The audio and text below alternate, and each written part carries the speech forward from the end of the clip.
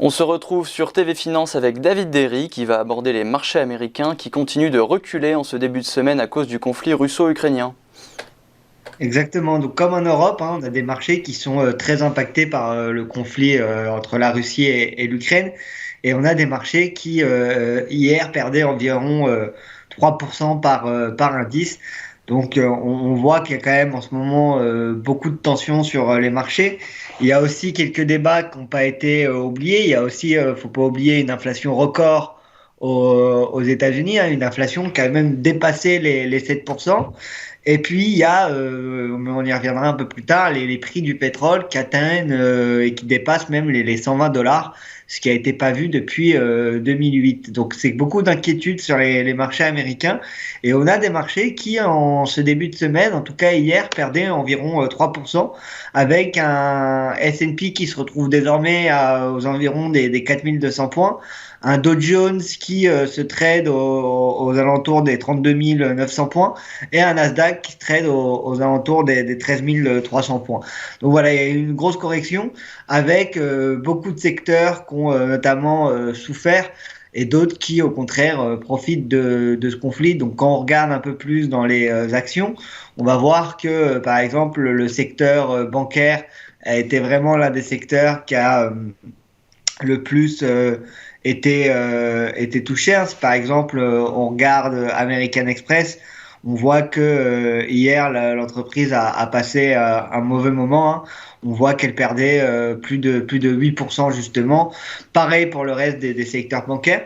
Alors qu'au contraire, on a d'autres secteurs. Si par exemple, on pense notamment au secteur pétrolier ou au secteur de la défense qui, lui, continue à bien se porter.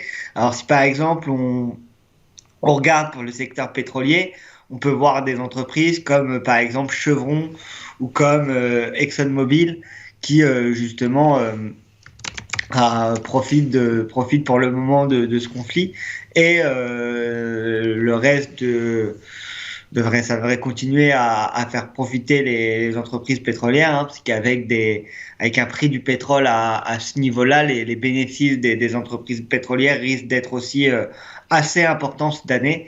Donc ce sera assez intéressant à suivre. Et puis, ça impacte pas que seulement le pétrole, ce conflit entre la Russie et l'Ukraine, parce que ça impacte dans son ensemble tout le domaine de l'énergie. On pense notamment au gaz naturel qui augmente. On parle notamment en France du fait que le prix du gaz risque d'augmenter d'ici les prochaines semaines. Pareil pour le prix du pétrole. Et donc, on a d'autres sociétés énergétiques qui performent bien aussi depuis ce début d'année. Et c'est toutes les sociétés qui sont les sociétés des énergies renouvelables. On en a déjà parlé un peu la semaine dernière. Mais en tout cas, hier, c'était l'un des principaux market movers, c'était Sunworks. Alors Sunworks qui est spécialisé dans tout ce qui est panneaux solaires et énergie renouvelable. On voit qu'hier l'entreprise gagnait plus de 40%. Donc il y a en tout cas en ce moment un réveil des investisseurs pour ce type de valeur.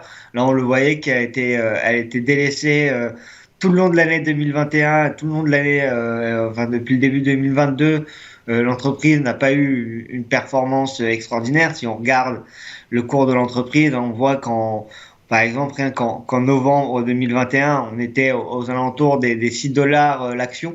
Et donc là, on a eu un rebond vers les 2 dollars pour Sunworks. Et donc, avec ce conflit et avec les tensions sur le prix des matières premières et le prix des énergies, on voit en tout cas en ce moment les entreprises des énergies renouvelables, donc que ce soit du solaire, de l'éolien, etc. On voit en tout cas ces entreprises commencer à repartir. Donc ça pourrait éventuellement être un bon moment pour se placer sur ce genre de valeur. Surtout que si le conflit serait amené à se parler et qu'on n'arrive pas à trouver on n'arrive pas à finir les pourparlers et à trouver vraiment un cessez-le-feu avec l'Ukraine, un accord de cessez-le-feu, ça pourrait continuer justement à profiter de ce climat géopolitique.